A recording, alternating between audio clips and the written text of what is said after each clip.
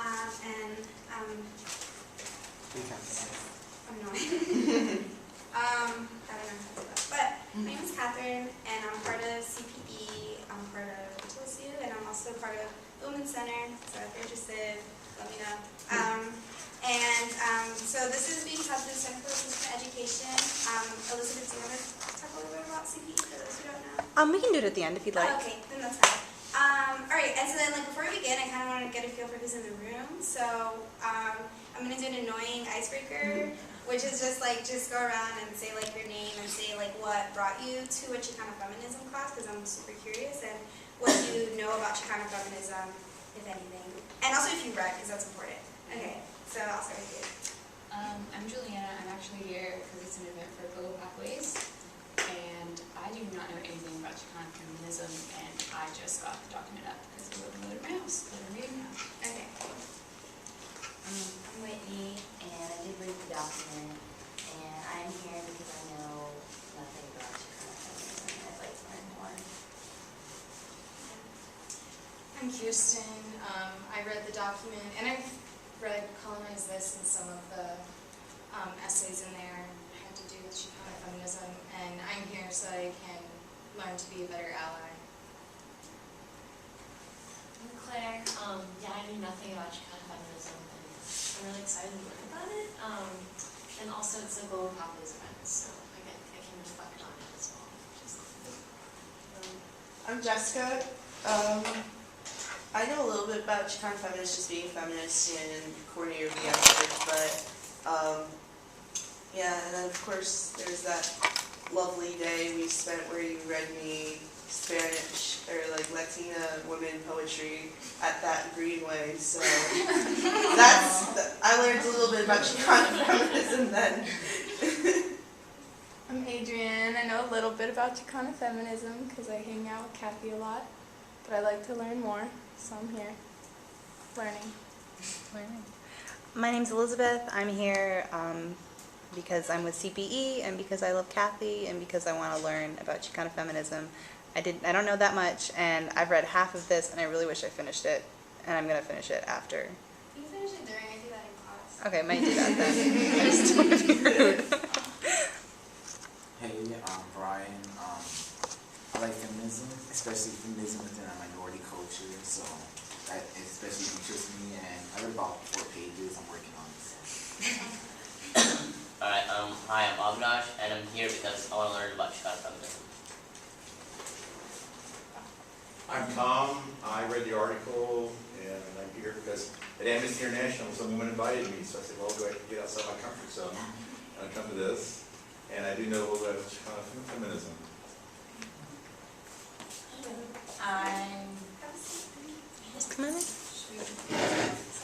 I'm Amy, and I'm here on behalf of HLSU, and I'm Mexican-American, but I don't know much about Chicana feminism, so that's why I'm here to learn about it, and I did not do the reading, but I don't do the reading sometimes. I'm George. I'm here with HLSU. I'm the Political Action Committee Chair. And I know some about Chicana feminism, but not a lot, so that's why I'm also here. I'm Melissa, and I did not do the reading, and just here to learn.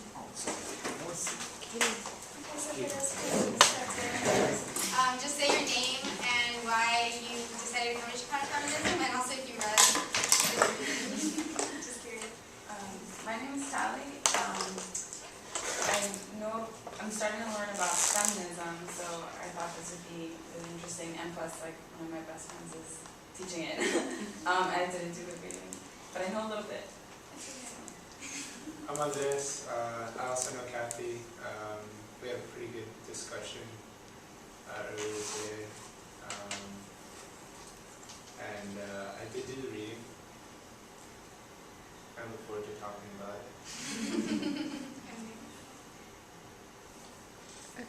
My name's KD, and I did do the reading. And then what was the other part? What brought you to Chicana Feminism? I guess I'm just wanting to discuss the discussions. The reading? Yeah. Okay, yeah, the reading's good. Okay.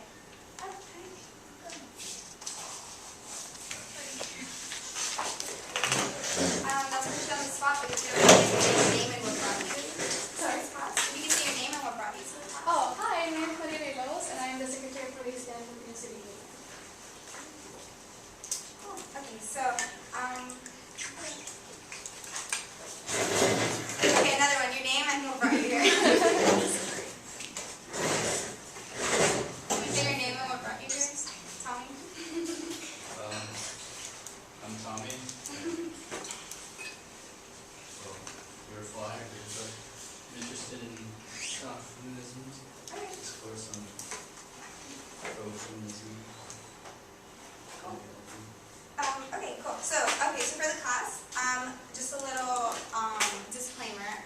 I'm gonna teach more so about, I guess, like the movement, like the 70s and 80s, and then afterwards we can talk about like putting it into context, like with like post-colonial feminism and like the contemporary period and kind of what like Mexican-Americans and Chicanos are going through today. So to begin, a little bit about the Chicano movement. I've been reading and like it started like in like the late 1800s, like with the Mexican-American War, kind of, and it really it gained momentum. Like in 1947, like a lot of Mexican-American civil rights activists, they were able to rally enough, and they were able to the Supreme Court ruling that ended the segregation of children of Mexican-American and Latin descent. So that's like one of the legacies that they left. And another one is that in 1954, they added Mexican-Americans and Latinos to be counted under the 14th Amendment, which basically gave equal rights to people. So thanks to Chicanos, like we have equal rights now, basically. And it like didn't happen until like 1954, which is absolutely ridiculous. Okay, and then like from the 1960s, there was like a huge rise. And what they really tackled was they continued to tackle like social justice, equality, education reforms, political and economic self-determination for Chicano communities and other Latinos in the U.S. And then some of the struggles that evolved was this one, which is the United Farm Workers Unionization. And this is Cesar Chavez. And I don't know if anyone knows who Cesar Chavez is. Yeah. And then another person who was like really heavily involved with this movement was Dolores Huerta, who, because of things we'll discuss later, like you don't really hear much about Dolores Huerta in the farm worker movement. There was also the New Mexican Land Grant movement, which was started by Reyes Lopez Tijerina. And it was an effort to restore land, and it kind of like had like sort of this like idea of like Aztlan, which is like this idea of like what used to be once part of Mexico, like to be restored to Mexicans and to Native American folks. There was like a huge rise in the Chicano student movement. So there was like the Colorado-based Crusade for Justice, student walkouts in Denver, and around that time period there was the first Chicano Youth Liberation Conference. And that's when they established El Plan Espiritual de Aztlan, which was basically the idea of ethnic nationalism and cultural independence. And then this is a picture of the Chicano student movement of the mass walkouts in East LA. And so from this movement, you have like people like the Brown Berets, which is like a huge like radical movement here. And I don't know if anyone knows. Does anyone know the Brown Berets? Yes, Tom? Would you like to talk about Brown Berets? You want me to tell you? Yeah. Okay, well, I guess start back in the 70s. Someone they tried to somewhat compared to the Black Panthers, except they were, I think, a little bit, they had less bad press. They were subject to COINTELPRO. They went for civil rights and equality before the law, and they worked with the unions, with the UFW. Thank you. Yeah. There weren't very many in Florida. I did that. No, there weren't. And then there's the Raza Unida Party, which also worked on this idea of Aztlan, and that's kind of like like the big party in the Chicano movement was the Raza Unida Party.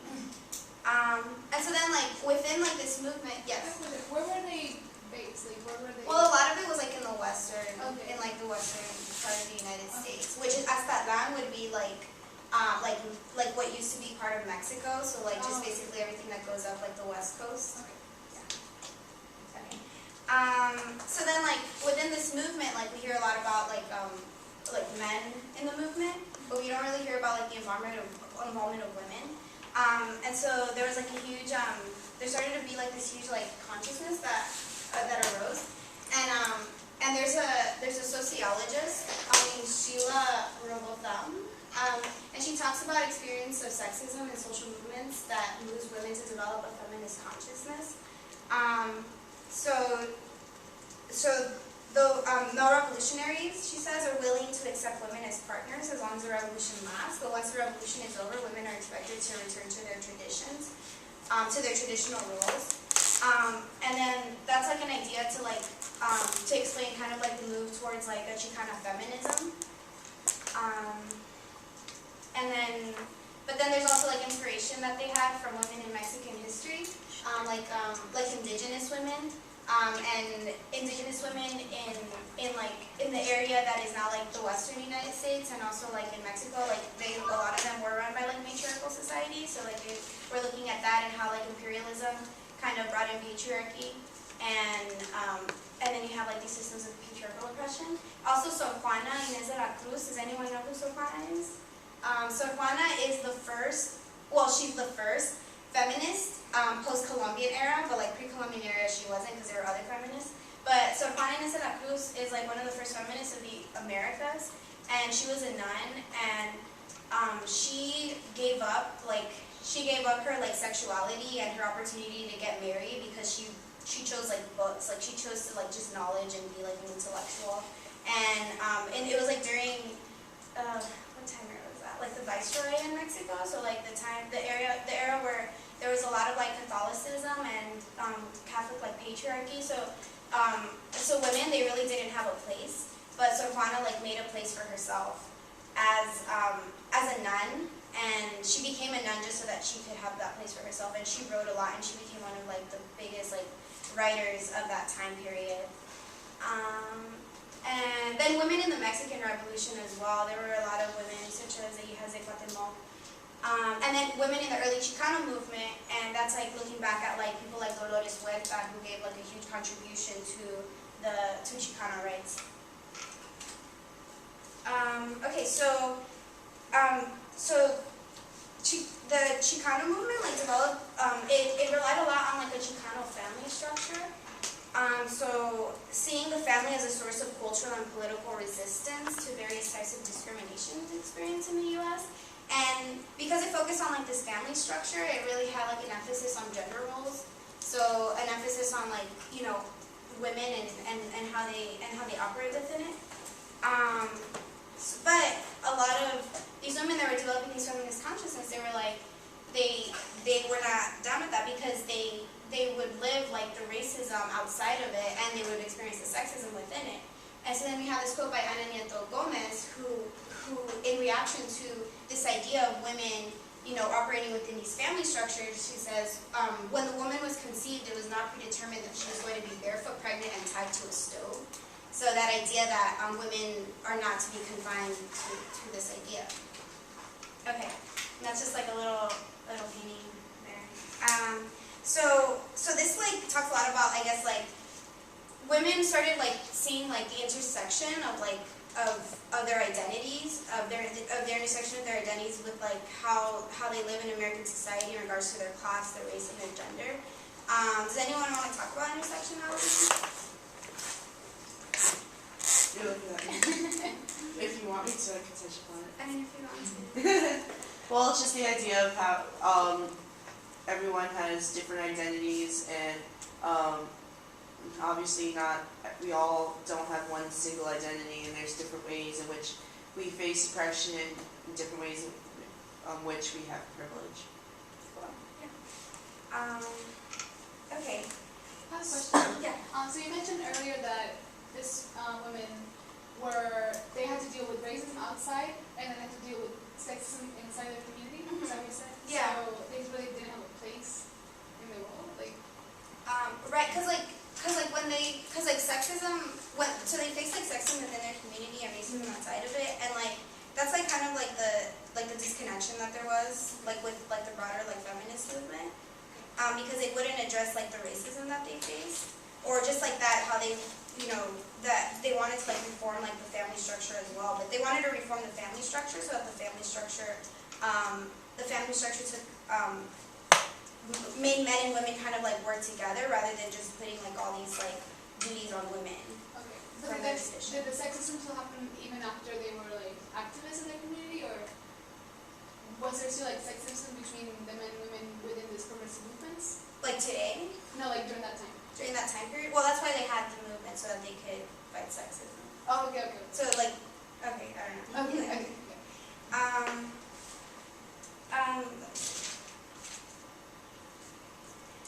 Okay, so I wanted to give like a timeline kind of, just like briefly.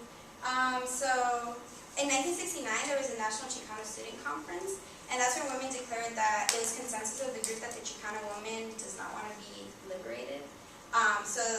But she doesn't want to be liberated, I guess, like based on like this the Chicano idea, and she doesn't want to be liberated on like the broader like feminist idea. So it was like the beginning of wanting to like be liberated on her own, and this idea that like I'm not a feminist, yo soy feminista, and that sort of thing. And then afterwards, in May 1971, like over 600 Chicanas met in Houston for Mujeres por la Paz conference.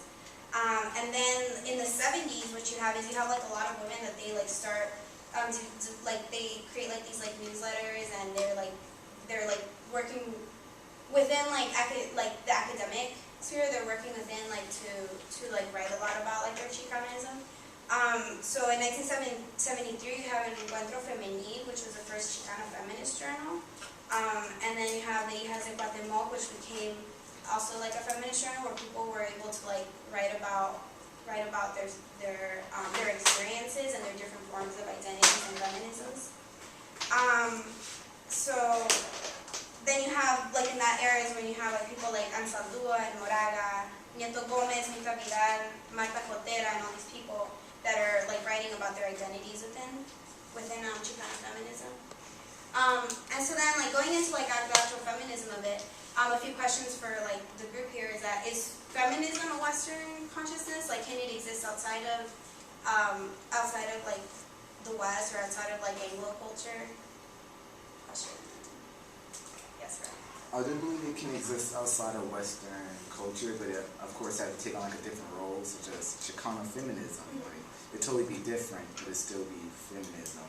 But since it's for a different type of people, different material conditions, I believe.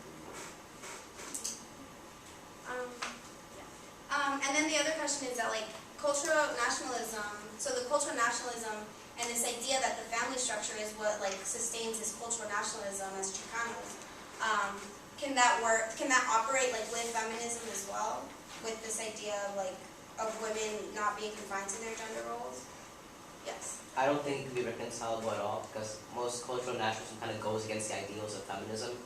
So I don't think they can work hand in hand at all. So then, let's see. So then some of the things within like women's identity. So they had to like fight against like the idea of the ideal Chicana and the ideal Chicana within like that family structure and like all the roles that she had inside of it. And then you have like that goes into like the concept of Marianismo.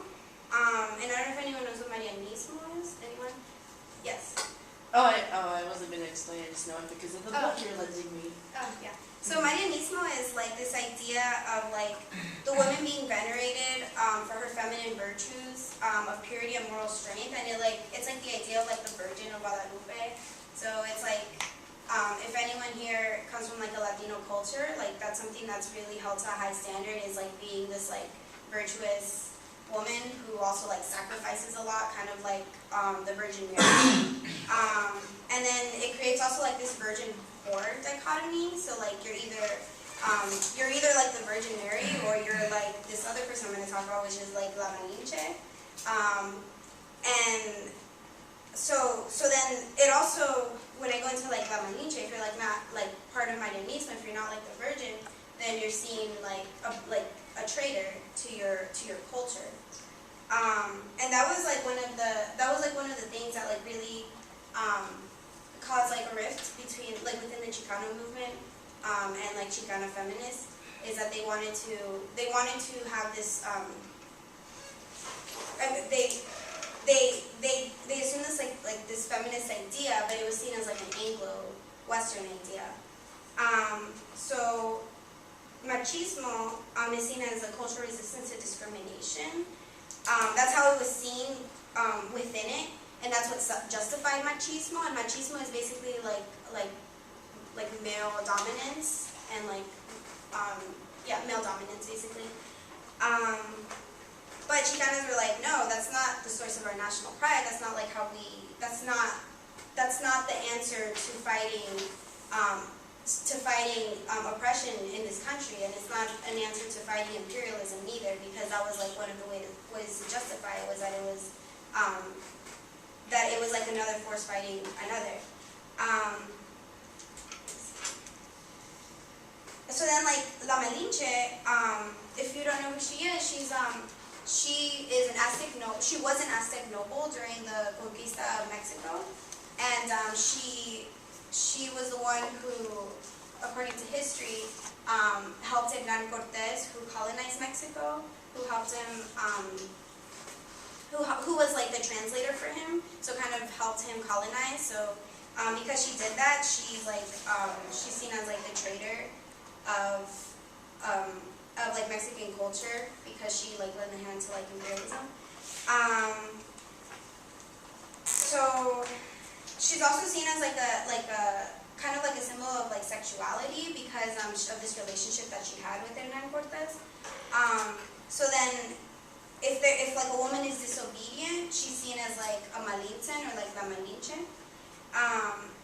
And so when women were like going with like the feminist movement, it was kind of seen like as a betrayal to the Chicano movement, because they were going with like this like imperialist, this individualistic idea. Because feminism at the time, because it was like an Anglo women's movement, it was seen as like this individualistic movement, and it was also betraying like the norms of the family as well. And then the quote is by Ana Nieto Gomez, and it's about women who are stuck in this mentality. So it says, some Chicanas are praised as they emulate the sanctified example set by Mary. The woman par excellence is mother and wife. She is to love and support her husband, and to nurture and teach her children. Thus may she gain fulfillment as a woman. For a Chicana bent upon fulfillment of her personhood, this restricted perspective of her role as a woman is not only inadequate, but it's crippling. So it's going against that idea that we're not confined to this idea, and it hurts us. It hurts us as women. And I've read other literature where it talks about how like women like internalize this idea as well, and it goes into like the idea of like, I guess like obeying like your mother, because your mother is venerated in that way, and your mother is like the tradition. So when you disobey your mother, who's like internalized a lot of these things, and when you kind of like don't change from like what your mother has internalized, and you just like obey in a way that like it's crippling, because you don't make like a change for the future. Okay. And also another problem within it was like homophobia, and there were a lot of like queer and lesbian Chicanas that wrote a lot of literature, and they talked a lot about how like Chedi Moraga, she was like a huge queer Chicana feminist theorist, and this idea that like lesbians, the way that they were seen is that they couldn't be good wives and good mothers, because they've gone against like their gender role completely, and they've gone against like the heteronormativity, and they were also seen as vendidas, quote unquote, which is like people who sell themselves, which is as well not only lesbians but feminists as well. They were seen in that way, as women who have sold themselves outside of the Chicana movement. And then within the Anglo movement, that's something that I wanted to like say to like talk about, because Talua talks a lot about it in her essay. But some of the things that they saw was that they did agree on like issues at the time, which like issues of like abortion and birth control and reproductive health care. But they overlooked a lot of the racial oppression that these women faced. and they weren't concerned with a lot of Chicana issues, and these issues being things like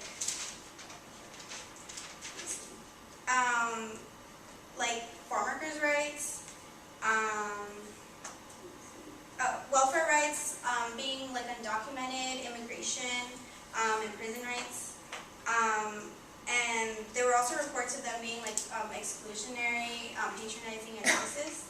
And like I said in the reading, Ansel Duet talks about it, and she not only talks about it like within like Anglo-feminism, but she also talks about it like within like LGBT movements and like just other movements as well that kind of like just narrow themselves down to like this one idea to solve like a lot of the oppression in society. So then like from that you have like these, from a lot of these women, they worked a lot also with like other women that were in marginalized groups and were trying to like kind of like redefine themselves and like to reclaim like their role within their movement. So you have like a huge rise in like post-colonial feminism and women of color working together. So you have like a lot of you have like a lot of like Asian American women who are also fighting for civil rights, and a lot of Black feminists as well. Okay, so then Chicana feminism. Chicana feminism, I wouldn't be able to like define it, and it's so hard to define it because it's to me it's plural. It's like Chicana feminisms, and there's multiple feminisms within Chicana feminisms, and I think because there's multiple, I think it's kind of in itself it shows how like you can't narrow down like an identity, and you can't narrow down like an identity to define a struggle. So different women have different struggles within like the Chicana movement itself. So then the way I'll define Chicana feminism is just kind of how like three different theorists have defined it. So like Ana Nieto Gomez, she sees the double standard in the Chicana movement, and that male privilege is a form of female submission. And she also addresses like that women don't have to be those bearers of like all these like duties within the family structure. So childcare, for example, isn't a female duty; it's everybody's duty. So everyone should work together to do this. Women should have equal access, like economically, and access to education at the time. But not only that, but she worked a lot, and she still like she left a legacy. But she worked a lot to like have a lot of inclusivity within the movement. So it wasn't like fighting against that idea that like that just because we have like a Chicana movement, that doesn't mean that it's separate from the Chicano movement. So she wanted to create a lot of like inclusivity within it, and just that, and then empowering women to like have like leadership roles, but also educating men to allow those leadership roles that women could have. And she started Las Hijas de Cuauhtémoc, and she also Encuentro Femenil, which was like a really important like newsletter. And she fought a lot for the needs for Chicanos on college campuses. And right now, some of the organizations that she founded was like the National Mexican-Americans Commission, Chicana Service Action Center, and these places are things to like bring Chicanos together and to like foster that unity. Okay. And then her quote, the Chicana socioeconomic class as a non-Anglo Spanish-speaking, low-income Chicana woman determines her need and therefore her political position. The low-income Anglo woman does not have to deal with racism, nor is she punished because she speaks another language. The middle-class Anglo woman only shares with the Chicana the fact that they are both women, but they are women of different ethnic, cultural, and class status. All these factors determine the different socioeconomic needs and therefore determine the different political position of these women. So there she like talks about why Chicana feminist movement and not a broad feminist movement. And then this is Cheri Moraga, and Cheri Moraga, she contributed a lot to like theories within Chicana feminism, and she also like she co-edited this book with Gloria Zaldúa, and she had like this. She in the book itself, like she talks a lot about like unifying women of color and this unity of women of color to create these bridges so that they can educate everyone else about their own about what they're going through. And she has like a really good poem where she talks about how when she came out like as a lesbian, that's when she was able to realize like she was able to connect like that bridge to being a Chicana, because she's a woman who passes. So she was able to build that, to connect that bridge and to make that connection. And so these are some of her quotes. In this country, lesbianism is a poverty, as is being brown, as is being a woman, as is being just plain poor. The danger lies in ranking the oppressions. The danger lies in failing to acknowledge the specificity of the oppressions. And the specificities are the emotions that we feel. And a lot of times what she writes about is that we don't take into account like our emotions. Like we just take into account like the theories of things. But she writes a lot about how our experiences and the emotions that we experience within them are valid. And they're valid in trying to define what would be better for us in the future. And she also writes, I think, what is my responsibility to my roots, both white and brown, Spanish speaking and English? I am a woman with a foot in both worlds, and I refuse to split. I feel the necessity for dialogues. Sometimes I feel it urgently. So there again, once again, she's talking about building that bridge. And then, Gloria Anzaldúa, especially like a cute little picture there. Yeah. She's really cute. So Gloria Anzaldúa, she is probably like one of like the most famous, I think, like most recognized. I think that any class I've taken in like English, I've like read like something by Gloria Anzaldúa. And it's always been the same thing. It's always been on border. What is it called? Border tongues? What is it called? Oh no, How to Timuhuatán. Sorry. How to Timuhuatán, where she talks about like having multiple identities, like never living within one like consciousness.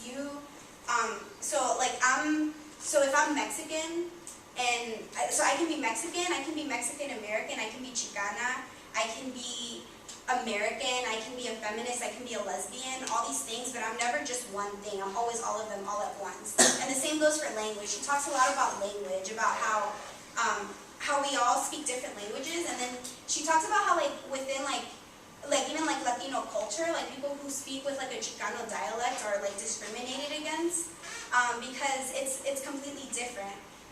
And how she has multiple tongues because she can switch on and off. She can switch on and off between like this Chicano language, this regular Spanish standard language, a Mexican-American, and so on.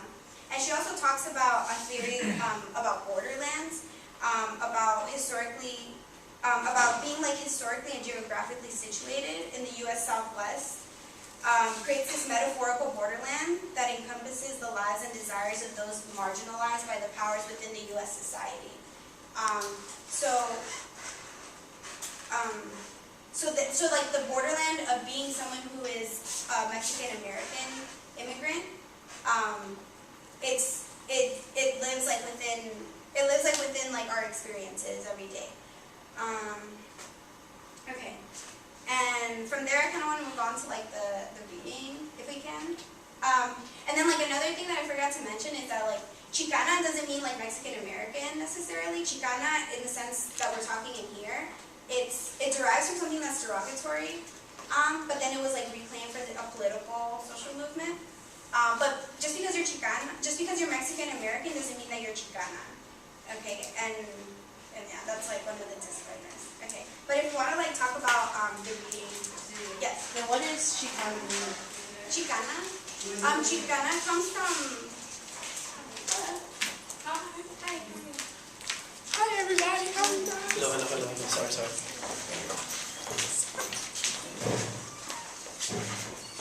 So like Chicana,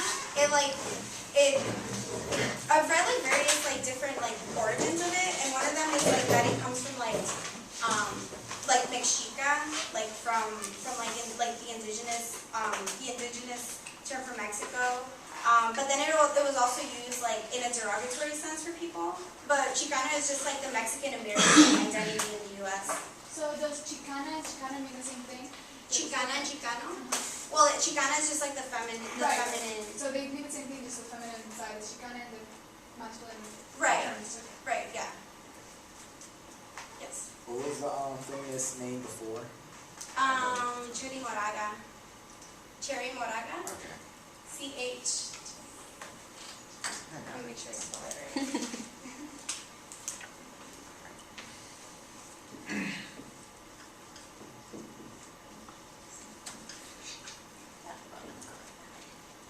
Close enough. Are there any other questions? Yeah, and also this is like super condensed because it's like you can like major in Chicana studies in college. Like there's so much behind it. But yeah, so if we can get into the readings, that'd be really awesome. That's what I'm here for. Anyone want to start? Like, any thoughts on the readings? I have one question. Okay, so for the Chicana movement, it being a progressive movement, like the men didn't see the importance of there being like a women's movement as well. Like, did they support the feminist movement? Like in the beginning, no, because they needed to be recognized of like the patriarchy within it. I think that now it's definitely, I guess maybe it's based on like, I don't know. I think now it's definitely like changed. Now it's definitely more inclusive, and it's definitely more inclusive because of like the contributions that Chicana feminists have had in creating a lot of these social programs to form that bridge. There's like a lot less sexism, but it still exists, and it still exists like within even Latino culture in general. There's a lot of sexism. I wanted to know if you can give like a brief background of the context of the reading, because I felt like while I was reading it, it was kind of like everywhere. Okay. Do you know what I mean? Like yeah, it kept okay, so let me see. like about the book or something. Okay, so the book is, it's like, how do I explain the book? So it's like a book that tries to get all these identities, these different identities of women of color to define feminism in the United States. Mm-hmm. And then the reading that I got, it came out of the vision. So it's like the vision for like the future. So it's after, like throughout the book, it's like women kind of like talking about their experiences in different forms, in different facets of society. And then like finally at the end, which is where this one comes from, it's like the vision of post-colonial feminism for the future. And then that's what Gloria Anzaldúa writes from it. Okay. Anyone? Readings? I have some questions. Yes, Brian. Okay, from my limited reading on like typical like Latina feminist topics, like I've noticed like within the Latina culture that women are almost expected, especially younger age, to be perfect. As if like you're supposed to have like enough guy friends but not too many, because then you'll be a whore, or not to have too little guy friends because then you'll be like lesbian. Like it's supposed to be like rough enough to play with the boys but like perfect and like housework and everything. It seems like I saw this theme throughout also in the reading. Yeah. Just like this perfect picture, and if you act out then you're some negative. Yeah, which goes into like that idea of like venerating like, perfection with the Virgin Mary as well. And I think that like I could agree, like definitely even like with our mothers and just like emulating them as well. And and if you don't, then you could be seen as being like someone who's betraying your culture. And then with like Gloria Anzaldúa, like with her background, like I believe she's queer, and so then like that itself like also like that causes like a rift between her and her family, and you also see like the dynamics of like how her brothers are treated and how she's treated inside of it. Yeah. Yeah, like when her father died, her mother, instead of like kind of taking charge, she looked towards her brother, looked towards her son, for like to take the role, which is kind of good.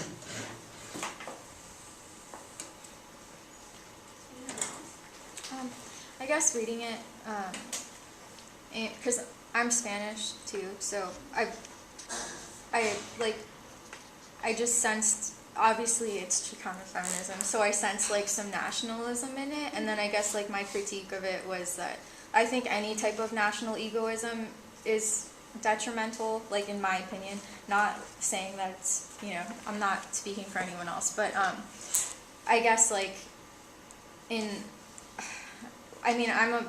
I'm just I identify as a different type of feminist, like a multicultural post-structuralist feminist more, so it was just kind of hard for me to see it as a positive thing, to see nationalism as a positive thing, if that makes sense, because I think there should be like a melding of like, you know, like no borders type of thing.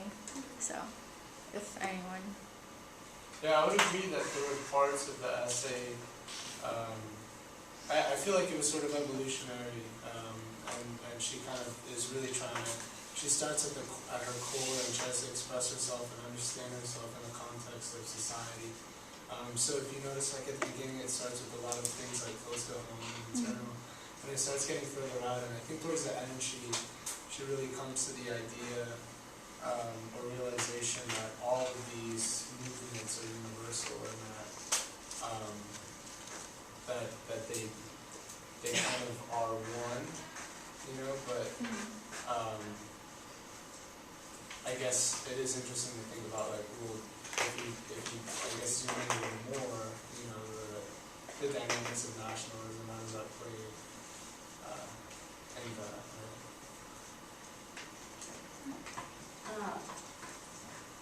With the whole nationalism thing, like, you know, I'm white, so if I were to join any type of feminist, you know, organization, and I was like being an ally to maybe my Chicana friends who work in, you know, in the feminist struggle, there would be a lot of things that if there wasn't that nationalist edge, that I would completely neglect because I'm white, and I would have no idea that that was a struggle within their form of feminism, because, you know, I grew up within this context. So I feel like for the sake of not neglecting things, you know, that are a struggle and being aware of it, I personally can understand why there would need to be that kind of like offshoot, because if there weren't, I would be completely oblivious to it, you know, had there not been a separate study, and also in terms of like not wanting to be imperialistic and being a feminist and trying to help, you know, my Chicana friends and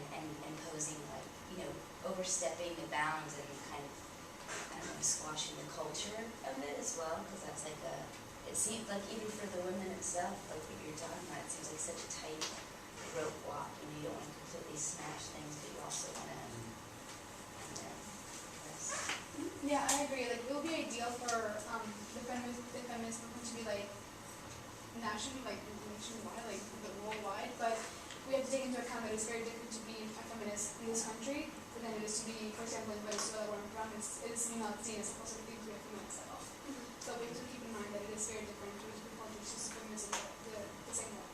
Yeah, I think that's a good point. And it as well. Like it's very difficult to see things in a broader perspective when you do have to like go back to your family, and when your family doesn't accept it. Like maybe they don't accept it at all, you know. And I think that she addresses that here, and I think that that's like the unity that we can have like as women of color, to have these safe spaces. So then like I remember now. That was one of the questions I had, is like, you know, what is the value of, I guess, like women of color like being able to have their spaces, like, you know, maybe like if we look beyond like the nationalist movement but look at ourselves as marginalized groups, is there value in that, or does that create like a separation between, I guess, us and non-women of color? Yes. I feel that it's very important to have it marginalized, not making the big national thing smaller or anything like that, but I feel like it's necessary for us as feminists. I feel like it's necessary for us to each know everyone else's struggle, because if we don't know what they're going through, then we can't really, you know, like create an argument for them. Because like I have lots of Hispanic friends, Latino friends. I mean, I'm black. I mean, I have lots of white friends too. But then at the same time, we don't all live with each other. We don't all live in the same areas. We didn't grow up in the same places. I have friends from different states, different countries. So if I don't ask them, okay, well, what's it like here, I'll never know. Like going off what she said, if I never asked them, if we never had a conversation, I've never lived in Venezuela. I don't know what their struggle is. So how can I tell somebody, oh, we have to get women's rights this way? If I say the wrong thing, maybe I'm visiting with her. If I say the wrong thing, I can get her in a lot of trouble, because that's not my culture. I don't know. but at the same time, I could be making things really bad for her. Everyone's had that one friend that's just like loud and outspoken, and then when you get around a certain group of people, they just say the wrong thing, and then you're just like, oh my gosh, why didn't I warn them? You know? So I feel like it's very important, you know, for us to have like, I don't really think it, some people, you know, I mean, some people won't think of it on a broader horizon. Some people are very closed-minded. They'll think, oh, Chicana feminism, you know, everybody wants to be different, this and that. I mean, they don't take the time to think about, oh, these people are different from me. Let me see what they're talking about. Let me see what it's all about. Let me just think outside of myself for a moment and not be selfish. But I feel like it's very important. Like, it's of the utmost importance. Okay. Oh, well, Katie, you can go first, and then Okay. I guess I was just thinking in the sense, like, at least from the experiences that I've had talking to other women of color, or even just my friends, like, sex and gender aside, I guess I don't really have an issue with it, but sometimes I see, like, nationalism turning into kind of, like, who's the most oppressed game.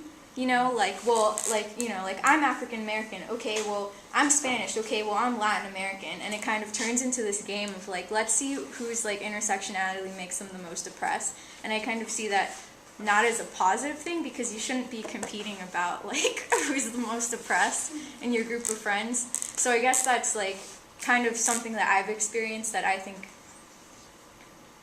doesn't really add to anything. I see it more as, like, we shouldn't be arguing about this kind of thing. Right, yeah, I completely agree. Like, we shouldn't be fighting to be like, oh, I'm the most oppressed, like, look at me, it makes me sad. It's just more about realizing what your privilege are and, like, seeing, like, realizing that you may have some privileges that other people don't have. So it's not, I don't see it as, like, being the most oppressed. I see it just as realizing your privileges and realizing other people's privileges. To go back to the conversation that we had earlier today, there's kind of these big forces, you know, nationalism or capitalism, what have you, that have always, you know, been at play, and in different mixes, you know. So I feel that, and you know, the wrong mix it'll lead us down the wrong road, and a good mix it'll lead to progress. I think that there has to be, like, you were talking about it earlier in your presentation, that kind of the emotion of everything will connect you, and so it doesn't matter, like, what economic class you are, or what nationality you are. Like when you said, if you come together and you share, you know, you can relate to this emotion, and your whole idea of this concept is much larger now because of it, I feel.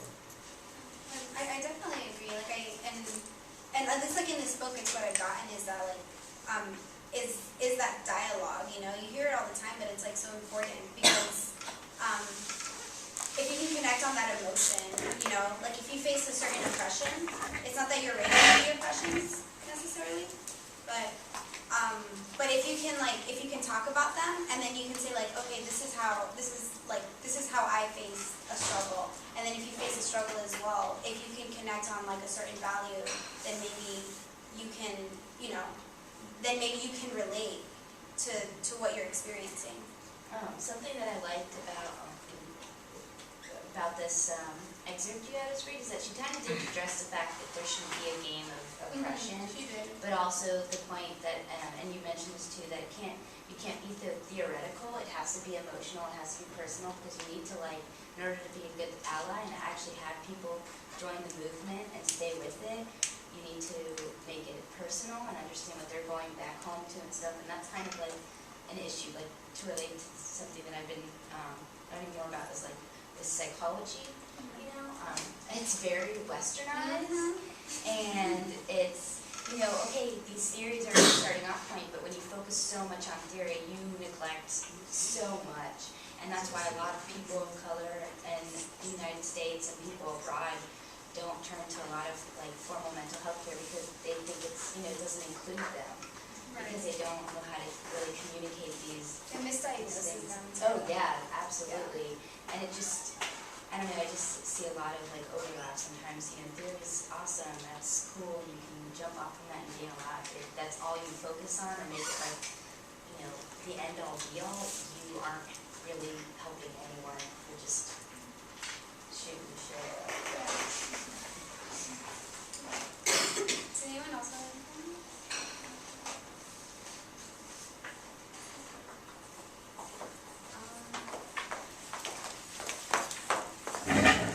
I'm gonna conclude with like a really good quote that I like, and I got it from here, but I saw it on Jessica reblogged it, and I was like, what?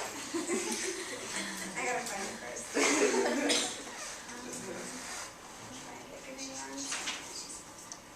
Okay, so it's about, so this is from Speaking in Tongues, a letter to third world women writers.